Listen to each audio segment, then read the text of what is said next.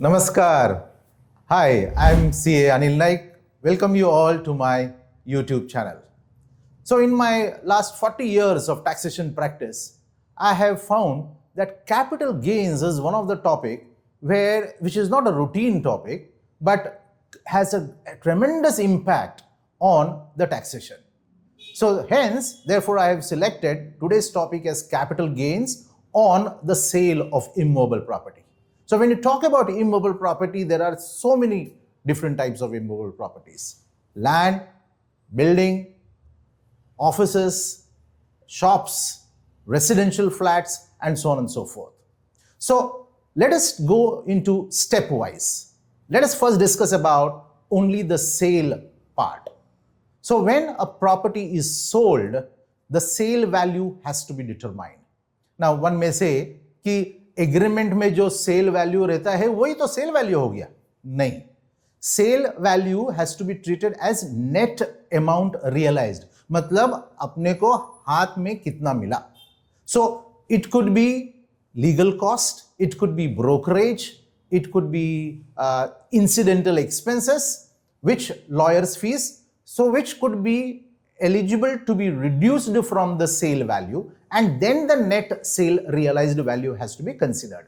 So the first and foremost point is that we try to determine the net sale realized. I will repeat this particular point because it is extremely important. So please understand this.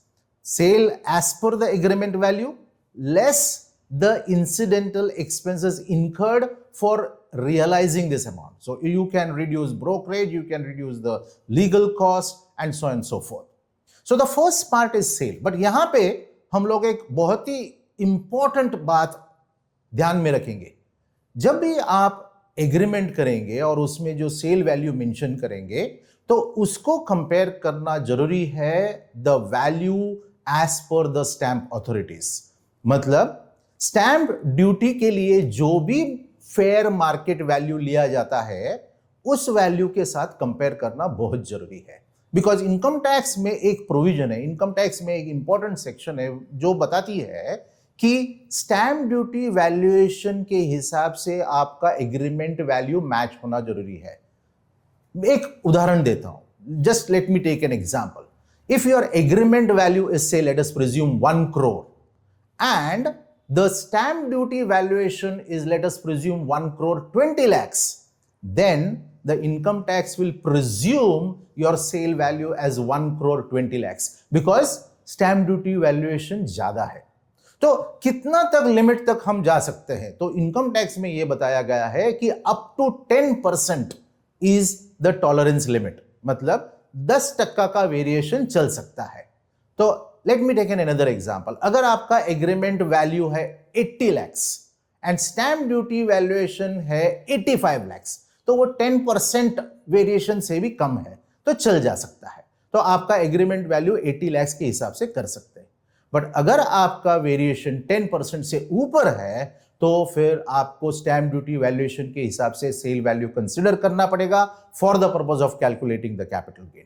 So therefore, it is extremely important that before you enter into the agreement and register the agreement, compare the valuation as per the stamp authorities and ensure that the agreement value matches preferably with the stamp duty valuation. Okay, fine. So we have considered about the sale part. Now let us try to understand what is the cost that we have to reduce for the purpose of calculation of capital gain. In my earlier YouTube lectures, you might have already listened to the point of how the calculation of capital gain has been done. But I will still repeat for the benefit of my viewers. Capital gain is equal to sale minus cost. That is basically the capital gain. So sale we have already considered. Coming very quickly to the cost part. Now cost मतलब आपने जो amount में वो flat या shop या office या जगह खरीदी किया था उसका अमाउंट.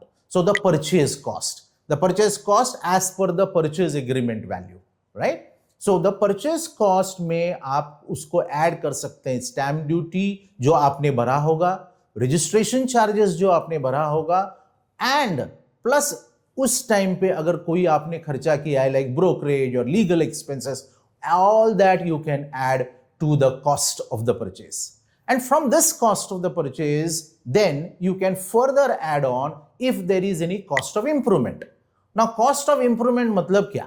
Cost of improvement मतलब suppose आपने आपके दुकान में 25 फुट का अगर हाइट है तो 10 फुट के बाद आपने एक लॉफ्ट बना दिया खरीदी करने के बाद, तो वो लॉफ्ट के लिए जो खर्चा है, समझो 5-10 लाख रुपया खर्चा हो गया, वो हो गया कॉस्ट ऑफ इंप्रूवमेंट, जो आप आपके टोटल परचेस कॉस्ट या एक्विजिशन कॉस्ट में ऐड कर सकते हैं. तो बेसिक परचेस कॉस्ट हो गया plus the cost of improvement. Purchase cost में stamp duty, registration charges, brokerage, legal खर्चे जो भी है आप उसको ऐड कर सकते हैं, जो भी आपने परचेस करते वक्त खर्चा किया होगा.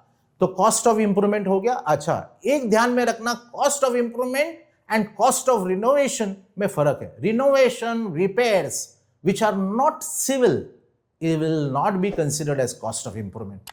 Improvement मतलब क्या? Improvement मतलब आपने उस जगह का valuation बढ़ा दिया, either by way of extension or by way of loft and so on. Like for example, अगर आपका फ्लैट है और फ्लैट में एक बालकनी है और आपने उस बालकनी को क्लोज कर दिया with civil expenses, तो वो हो गया cost of improvement. So वो आप कंसिडर कर सकते हैं. बट अगर आपने वो फ्लैट में फर्नीचर बनाया, एयर कंडीशनर लगवाया, तो that is not cost of improvement. You will not be eligible to claim that particular cost. Fine. तो अपना परचेज कॉस्ट हो गया, कॉस्ट ऑफ इंप्रूवमेंट हो गया. तो ये हो गया सेल माइनस कॉस्ट और आपका सरप्लस जो है वो कैपिटल गेन. अच्छा, अगर आपका कैपिटल लॉस हो गया तो उसका कुछ फायदा है क्या? जरूर है, because loss can be carried forward to the subsequent years. But उसके बारे में डिटेल में बाद में डिस्कस करेंगे. तो let us come to the calculation of capital gain. अब इसमें आपने सेल का डिटेल्स समझा लिया, परचेज का डिटेल्स समझ लिया है. Let us come now to the two different types of capital gain, which also I had explained in detail in my earlier lecture. Long term and short term. So what is the difference between long term and short term? If an asset is held for a period of less than 24 months, then it is considered as short-term asset. But if an asset is held for more than 24 months, then it is long-term. So if it is a long-term capital gain, then you get all the benefits and concessions in taxation. But if it is a short-term capital gain, then you do not get any concessions, any benefits, any exemptions. You will have to consider this short-term capital gain as your normal income, और जो भी आपका normal tax rate होगा 20% या 30% slab में, वो आपको भरना पड़ेगा. तो long term and short term का फर्क आपको मालूम पड़ गया. तो which is beneficial? Naturally long term is beneficial. So मान के चले जाइए कि 24 मंथ्स के ऊपर था एसेट का period holding, and then you have realized a profit. So let us understand what is the long-term capital gain in this case, right? Now we move on to the tax payability, the tax rate which is applicable. In the case of long-term capital gain, you have two options, okay? July 2024 के बाद new regime करके introduce हो गया, and उस new regime में taxation ने एकदम simplify कर दिया. एंड दैट इज, जो भी आपका कैपिटल गेन होता है, लॉन्ग टर्म कैपिटल गेन होता है, उसको 12.5% टैक्स के हिसाब से आप टैक्स भर सकते हैं. So that is a very simplified method of taxation.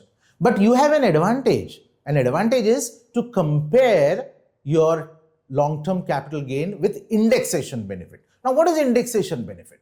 Indexation मतलब आपका जो इन्फ्लेशन होता है हर साल, उसके हिसाब से government prepares a inflation index. For example 2001 में base index was 100 and 2025-26 financial year में index is 376. So therefore, if you have, let us presume, purchased a flat in 2001 for a price of rupees 10 lakhs, उसका आज की तारीख में costing होगा 37,60,000 because of the inflation index. So therefore जो भी आपका कॉस्ट है उसको इन्फ्लेशन इंडेक्स के हिसाब से हम लोग प्रेजेंट इन्फ्लेटेड कॉस्ट निकालेंगे, और सेल माइनस इन्फ्लेटेड कॉस्ट को कैपिटल गेन कैलकुलेट करेंगे, और उस कैपिटल गेन को 20% टैक्स एप्लीकेबल होगा. सो आपके पास दो ऑप्शंस है. एक ऑप्शन है इंडेक्सेशन बेनिफिट लेके कैलकुलेट करना और दूसरा ऑप्शन है विदाउट इंडेक्सेशन। विदाउट इंडेक्सेशन के लिए है 12.5%, very simplified, sale minus cost. And with indexation के लिए आपको सेल माइनस इंडेक्स्ड कॉस्ट निकालना पड़ेगा। इंडेक्स्ड कॉस्ट कैसा निकालेंगे? 2001 का बेस इंडेक्स है 100, उसी हिसाब से इंडेक्सेशन टेबल मैं आपके सामने अब पेश करने जा रहा हूं, उसको ध्यान में रख के आपका जो भी परचेज हुआ है, in which year it was purchased, that you refer to that indexed amount and proportionately calculate the present indexed cost, and this difference will be calculated at the rate of 20% tax. So मोटा मोटी अगर ध्यान दिया जाए तो 15 साल से ऊपर अगर आपने कोई एसेट पे होल्ड किया है तो उसको शायद आपको इंडेक्स्ड कॉस्ट के हिसाब से ही बेनिफिशियल होगा, ये मेरा मानना है। बट फिर भी आप ध्यान रखिए कि दोनों मेथड से आप कैलकुलेट कीजिए, whichever is beneficial to you, government says, income tax act says, आप उसके हिसाब से टैक्स भरिए। तो ये रहा कैपिटल गेन कैलकुलेशन के हिसाब से, राइट? सो आगे आप हमारे YouTube लेक्चर में देखेंगे in the case of capital gain क्या क्या एग्जेम्पशंस हमें मिल सकता है। तो तब तक के लिए धन्यवाद एंड जय हिंद।